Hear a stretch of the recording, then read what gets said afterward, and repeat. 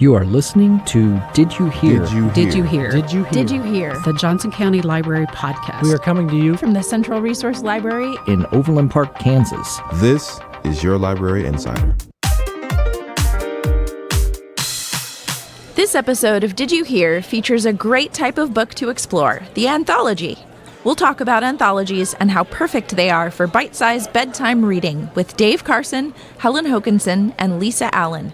But first, it's your weekly word. Chuffed. Very pleased.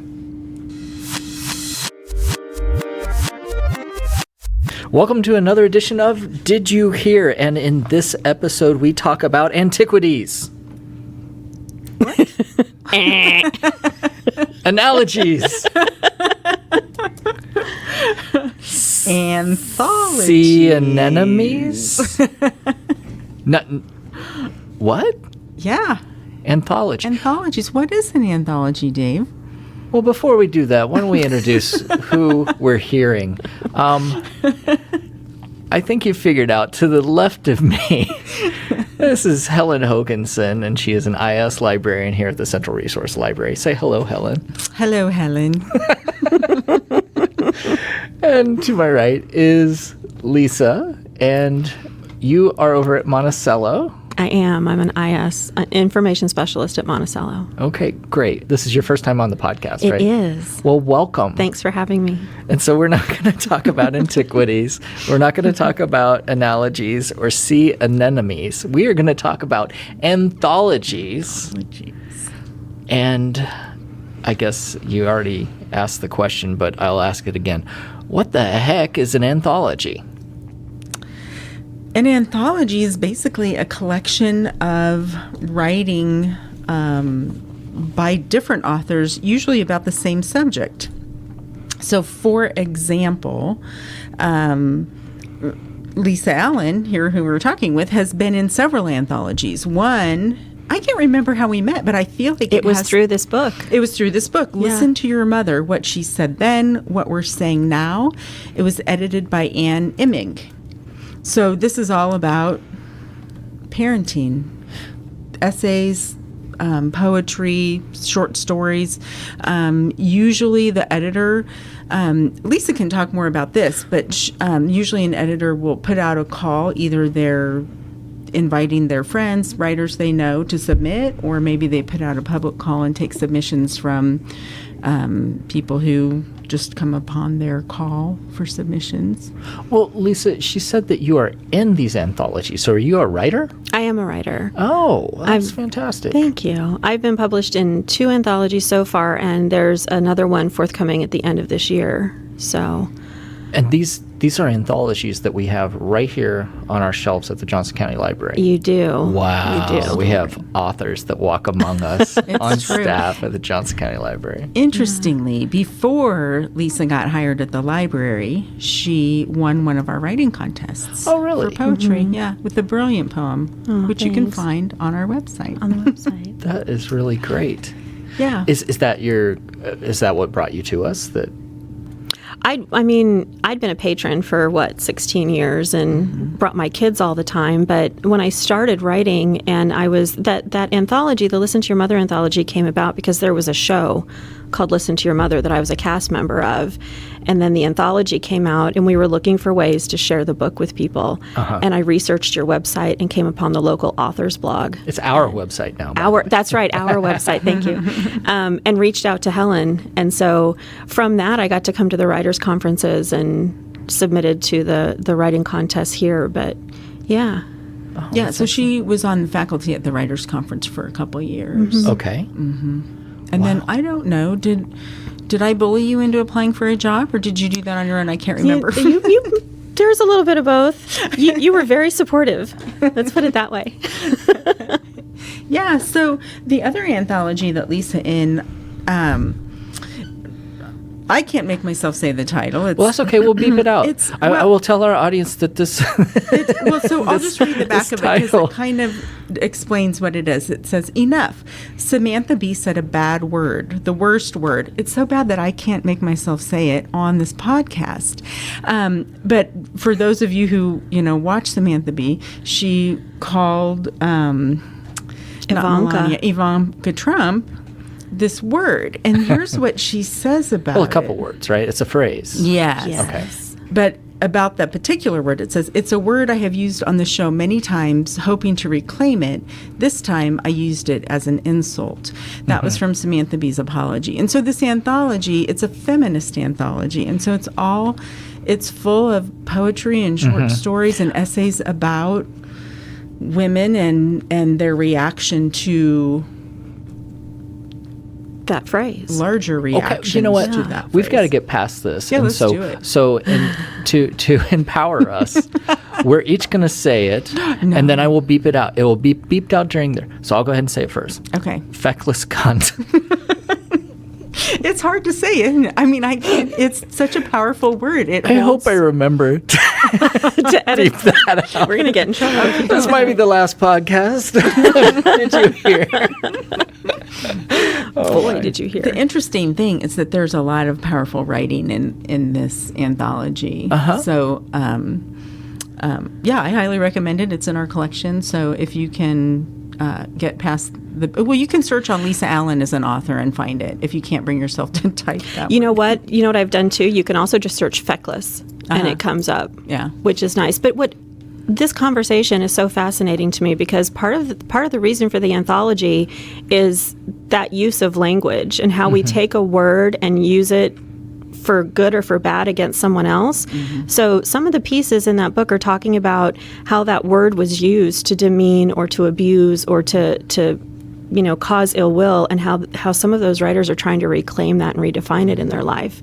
Yeah. So I think that's such an interesting, and that can come out of all these different anthologies, right? It's not unique to just this one. You know, it's so interesting. One of Samantha Bee's former cohorts from The Daily Show, Louis Black, he used to say that there is no bad language, there's only language, and words have meaning, and so you use certain words to show emphasis and severity, and it's very important that we have these words, and we have to pick and choose when to use them.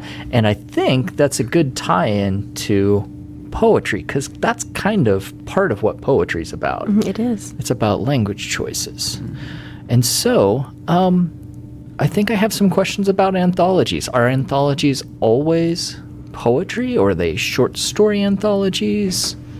There's all kinds of anthologies. Lisa and I were talking yesterday about one that we no longer own. It's not in the collection, but it was edited by Kim Adonisio, and it's pictures of authors and their tattoos, and then they tell the story of a particular tattoo.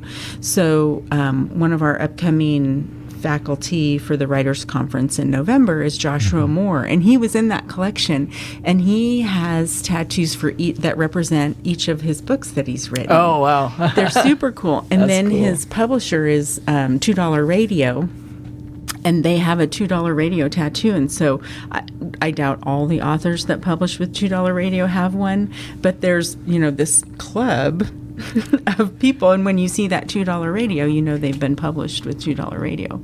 Wow. Or they're faking. Huh. That is really interesting. It would take a lot of nerve to fake something like that, don't you think? Yeah. Can't get rid of it.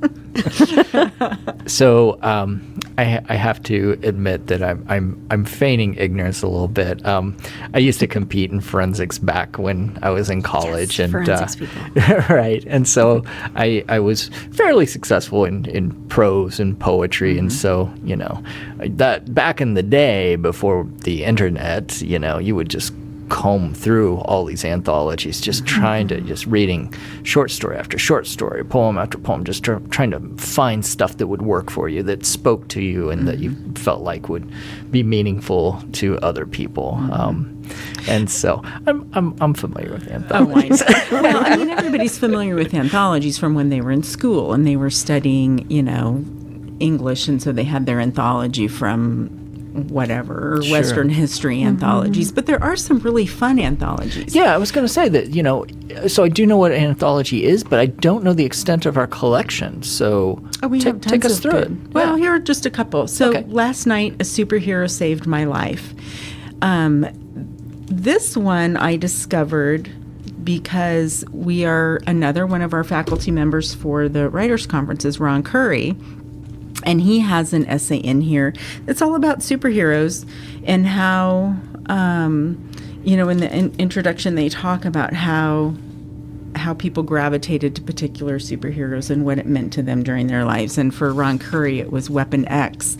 But we're having an essay contest, why I should get to have dinner with Ron Curry. So if you win this essay contest, you will be invited to have dinner with Ron Curry, with just you and your friend.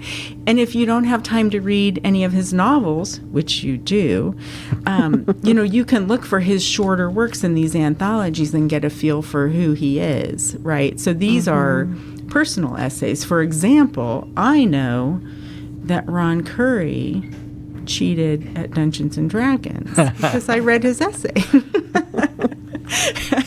And when I was wooing him to come here for the conference for not very much money, our budget is small, I was able to display by teasing him about that I'm familiar with your work and I admire it, and that's why I'm inviting you. So I don't know, that's why he decided to come. That's why they call you clever, Helen Hokinson. They? No, they don't. Who's they?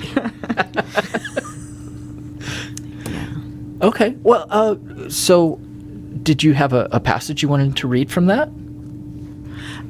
I had not picked a passage. You do not have to read a passage if you don't want to.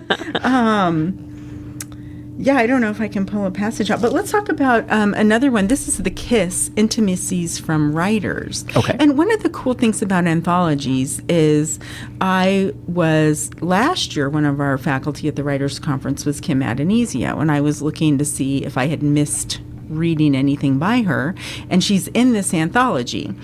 It's edited by Brian Turner, and I was like, Brian Turner? It was like meeting an old friend. His poetry collection, Here Bullet, it's an amazing collection. And so I was like, I don't know. I was just so excited to find something. He, obviously writes the introduction, and, you just get to see a different side of someone whose writing you admire. So that was really cool. And Kim Adonisio's essay is amazing, Interlude. So check this out and read Interlude, because I had intended just to read that essay, and I ended up reading this cover to cover. Wow. You just discover a lot of authors that you might not hear about otherwise, and then down the rabbit hole you go. Right. So do a lot of these authors that have short stories or short poems then have, full-length novels or their own books of, poetry and whatnot? Some of them do and some of them don't. For instance, Lisa's been in several anthologies, and she has manuscripts that I'm waiting for her to get published. Oh, that's very cool. Yeah. Again, it depends on how the editor collected the writing. Right. So, for instance, how Last Night a Superhero Saved My Life, Jodi Picoult, Brad Meltzer, Neil Gaiman. So those are all recognizable authors, most of them. Whereas the title that will not be named by Helen has more, lesser known writers. Yeah, I sure hope I go back and beep that out. Well, it was nice knowing you did. Well, so speaking of the authors, from the writer's angle, as a writer, what are the benefits of being included in an and it's easy for me to say, right? Being included in an anthology. I'm going to let Lisa answer that. For me, as someone who's looking for writers to hire, it's nice to be able to discover someone's writing so I know something about how they write, what they write about, and what I intend to do with them when they get here. Are they going to fit with other people I'm bringing to the conference, or do I want to do them for something else? Okay. So, Right. But, So, how Lisa? did you get into Well, it? there's definitely that, but I think one of the one of the most obvious things is that it's an easier way to publish than having to shop an entire full manuscript that you might be looking for an agent for, or you might be looking for a publishing house for. If you respond to a call, you're usually responding with a smaller piece, with something that is, an essay that's maybe 5 pages instead of a book that's 300 pages. So that's one obvious benefit, is you can place work without having had a book title to your name. But another benefit is, being in a book with other writers helps spawn your community of writers. You get to know other people's work, and you sometimes find something that you really love, like Helen did with that piece in The Kiss. But from the writer standpoint, sometimes you find people that you can bounce ideas off of, or because writing is a lonely thing, right? You're doing it by yourself, and sometimes it's difficult to get out there and share your work with people. But when you're in an anthology, you're in it with other writers who obviously have an interest in that theme or that topic. So there's a little bit of community building, I think, that happens around anthologies too. Do you feel like, so when you are initially like applying to be in an anthology, you're seeking them out. Do you find once you're then published that it's the other way around? They start seeking you out? I think a lot of anthologies are curated. Yeah. So, and they're seeking out well-known names because, books are products, and there's marketing, and when you can market a product with a known name, it usually sells better. But actually, in my experience, it was the reverse. The first book that I had a piece in, the anthology Listen to Your Mother, was solicited. I was I was in that show, and I got an email from Ann Immig saying, we'd like to include your piece in our upcoming anthology. The other two, I submitted to open calls. So it's really unique depending on the editor, probably the house, whoever's publishing it, and the theme of the anthology as to whether or not it's curated or open for submissions. Okay. And did you have to pay to submit? Is it like submitting to a magazine or a... I did not pay to submit to either. Susan Rukeyser published Feckless Cunt, which is the title that Helen doesn't want to say, which I'm working on saying it too. It's not easy to say that word. What if my mother hears this podcast? Susan Rukeyser, she just... I admire what she did so much. She saw what happened with Samantha Bee, and within, I think, a few days or a week or two, she had put out a call. She said, I want to respond to this in a way that brings lots of different voices together to offer different thoughts on it. She didn't charge a submission fee. The book that's coming out later this year is from Hippocampus Books. I don't think there was a fee. If there was, it was maybe a $5 fee. But I don't remember that. Some of them do have fees, though. It's like submitting to any lit journal or any other place. They all determine whether or not they're going to charge a submission fee. Yeah. I find the submission fees are usually higher when there's a contest, because then there's a guest judge, and there's usually prize money and that kind of thing. That makes sense. But for writers who are looking for anthology calls, you can go to Submittable and just search free anthologies and see what comes up. Or newpages.com is a great place to look for those calls too. Is that the most common way that people, end up trying to get their work published in anthologies? By submitting to an open call?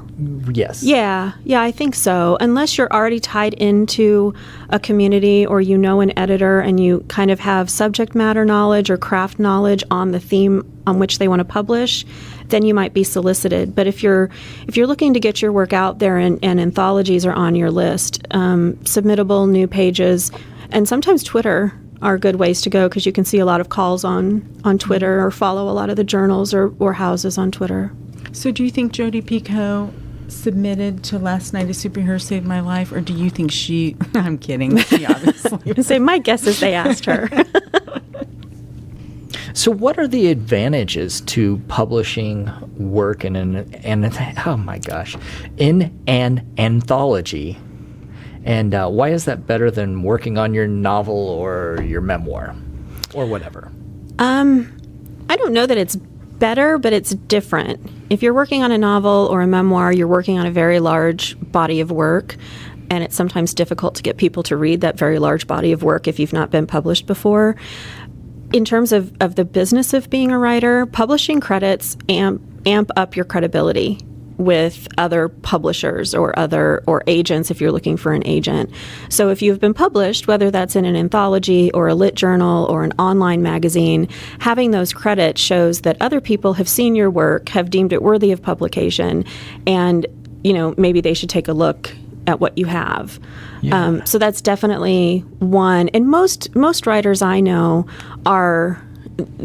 It's not that they're rungs on a ladder or anything, but sure. They're working in tandem, right? They're working on their larger piece, but they're also working on smaller pieces that are more easily placeable so that they can continue to build their name and to build their publishing credits as they're working on their bigger piece. Yeah. And I don't know who said it, but a writer writes, and so I'm assuming that you just write and write and write, and there are several different lengths and formats and all kinds of different ways that you write. You Absolutely. Just got to keep writing. Because the other interesting thing is, people can write novels and memoirs and short story collections and stuff, but sometimes a subject matter only needs a poem or an essay. Do you know what I mean? Like, sure. Like the piece that I have coming out and the book that's coming out later this year is about my grandmother butchering chickens at the fried chicken restaurant in my hometown. That's not enough for an entire book, but it's enough for an essay in an anthology.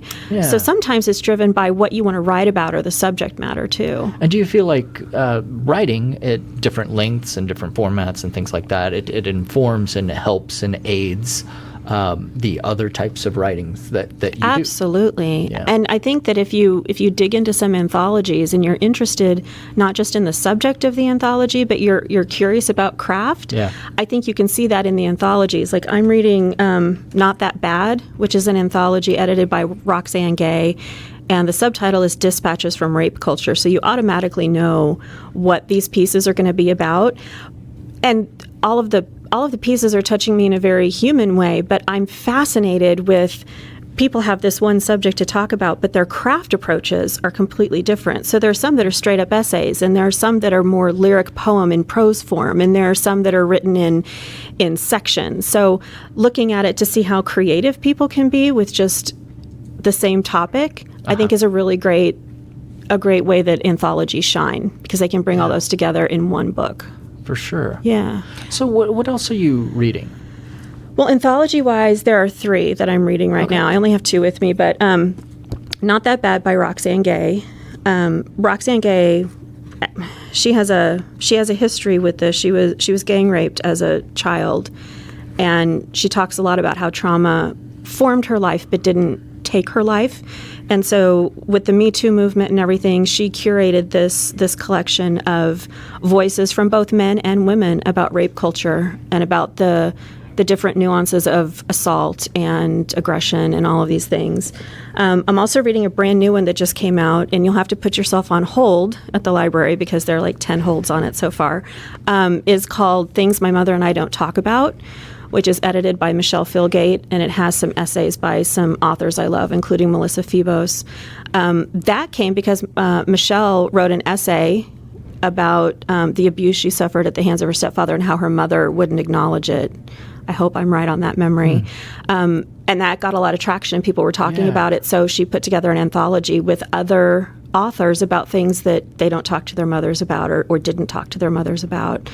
So I have a question for you both. Do you find that you find yourself gravitated more towards these thematic anthologies rather than back when I was looking through anthologies, it was always the best of, you know?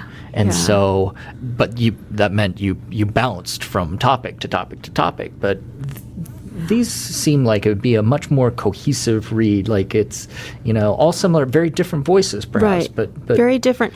I think my reaction to that is I don't want someone to tell me what's the best of. Like I'm happy for the people who got published in the best of, but as a reader, I just wanted to be successful in forensics. Right. But as a reader, part of what I love about anthologies is that I can read something by an author whose work I already know. Sure. But then I can fall in love with someone with someone's work that I've never heard of that person before. Yeah. So then I get to decide what I like and what I don't like. That's a good It's point. more egalitarian, I think, and I think it's more interesting, those themed rather than just a curated collection of Yeah. what's already been there. So, but you do you find yourself gravitating towards certain themes over other themes? That's a really good question. I'm a memoir and poetry person in general, so I think I gravitate towards personal essays, usually that have to deal with some kind of dysfunction or some kind of struggle. I think it's really hard to write about happy things or happiness, and I haven't read a lot of those types of essays or poems that resonate, because I think part of reading is that Me Too experience. So you read something and you're like, oh, I get that because I've experienced it, and you get to see it in all of these different iterations and these different levels in other people. So I gravitate more toward relationship things, especially the dynamics between mother and daughter or husband and wife or friends, that kind of thing. Interesting. Yeah. Kind of the opposite of Chicken Soup for the Soul. What about you, Heather? Kind of, yeah. Yeah. Her next anthology that she edits will be Chicken Soup for the Dark. My soup bowl is empty. No one ever puts soup in my bowl. So Helen, what about you? What do you gravitate to? What do you look for? What does it for you with an anthology? I hate to sound boring, but I am constantly reading with an eye to the Writers' Conference. I'm always looking. I'm either looking in anthologies for people who I've already hired out of paranoia that I might have made a poor choice, or I've heard someone's mentioned someone and I don't have time to read an entire book or a memoir, or I'm reading too many other things. But so, essays, short stories are a great way to get a taste for what that person is like. So, I'm very practical in my approach to anthologies at this time in my life, but it's a great rediscovery. We all read them in college, and then I hadn't picked one up for 20 years. And then I just discovered this wonderful thing that's right here. I'm surrounded by 8 hours a day, every day. And it's fun. And I'm sure that one of the nice things about it is that you get it in little segments. If you think of it like a meal, you get a little taste, and you can go away and come back in a little bit more. And ultimately, there's the full meal, but you don't have to take it all in at once. Yeah. And one thing I like about him is I'm not a series reader, so no matter how big the cliffhanger is at the end of the first one, I'm probably not going to read the second one. I don't know what's wrong with me. But anthologies, you read a poem, and then the next thing is a short story, and then the next thing might be another short story, but it's completely different from the one you just read. And so I really enjoy that diversity, which is kind of why I like being a librarian. You're working the desk and you don't know what's going to hit you. Yeah. Everybody who walks in the door has a completely different question. Yeah. So it kind of suits my personality, I guess. Well, what you just said, that's part of the reason that when I throw a book in my bag, most often it's an anthology, because if I'm waiting at the doctor's office or wherever, I can read a poem, or I could read an essay, and I don't have to stop in the middle. Yeah. And, you can pick it up and put it down usually. Yeah. Yeah. That's a great point. Let's talk a little bit about editing. So I know, Lisa, you have been involved in editing. Have you, Helen, at all? No? Never? Ever? Okay. No. So, Lisa, Yes. you just edited an anthology. I did. I co-edited an anthology. Okay. It's called Maximum Tilt. I'm currently in an MFA program at a college outside of Boston. It's a low residency program called Solstice. And as you know, the solstice is the maximum, when the Earth and the sun are farthest apart, which is where the name Maximum Tilt comes from.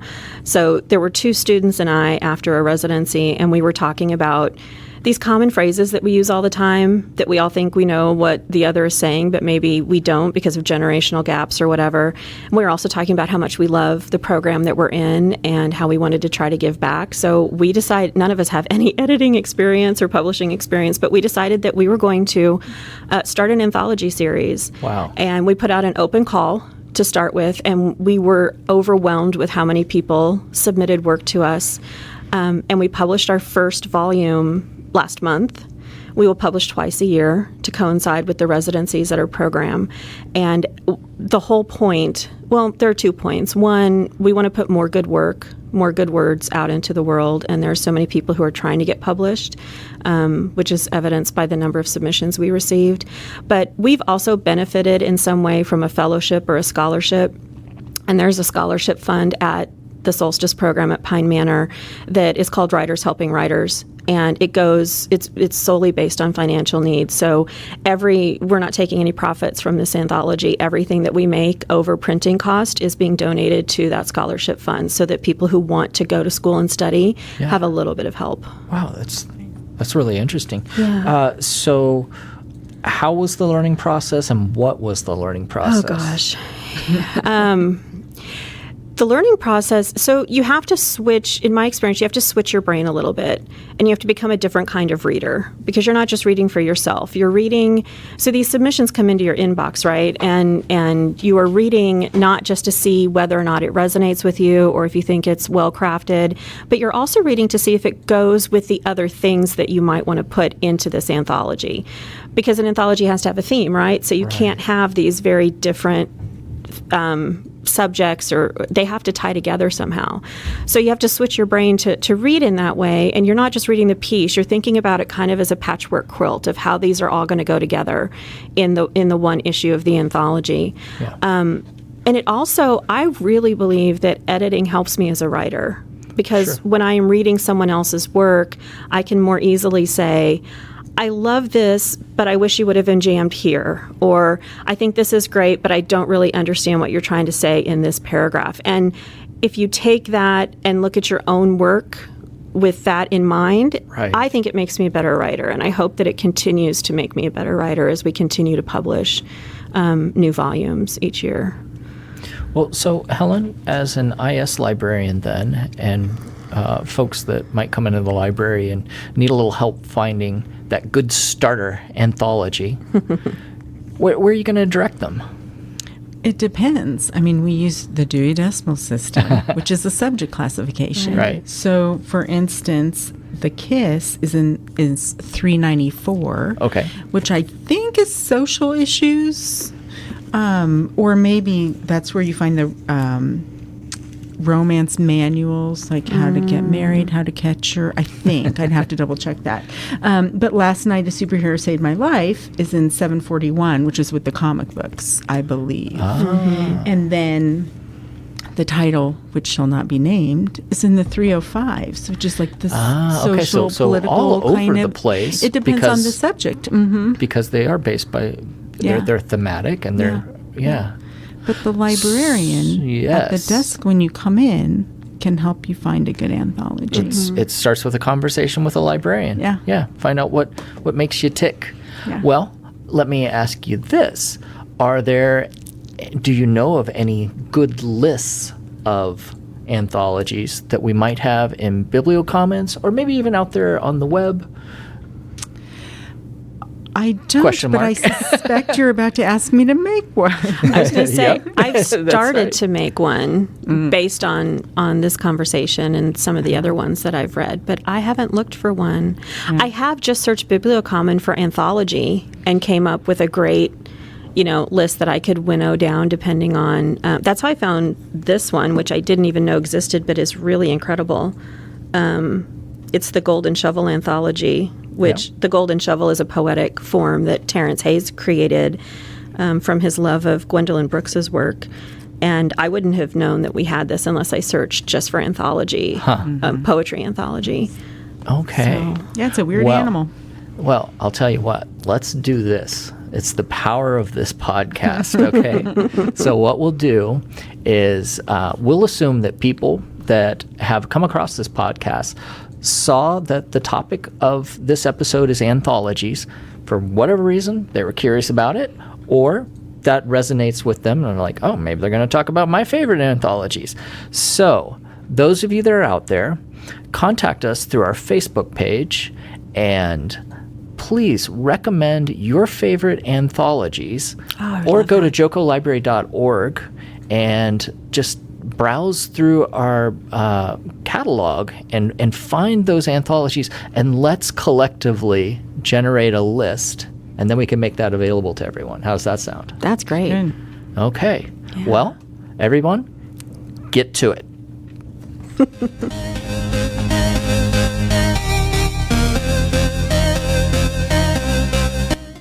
Did we miss a question you wish we would have asked? Do you have thoughts or stories about today's topic? Share them with us on Facebook, facebook.com/Joko Library.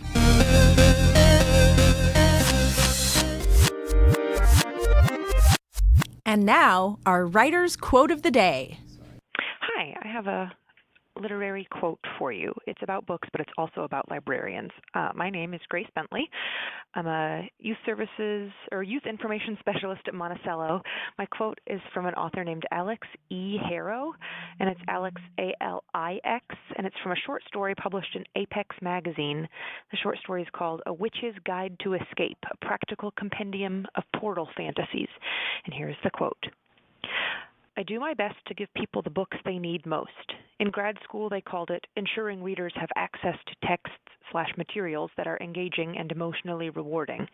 And in my other kind of schooling, they called it divining the unfilled spaces in their souls and filling them with stories and starshine. But it comes to the same thing. Thanks. We leave you with sounds from one of our locations. It's your audio minute we call Library Zen.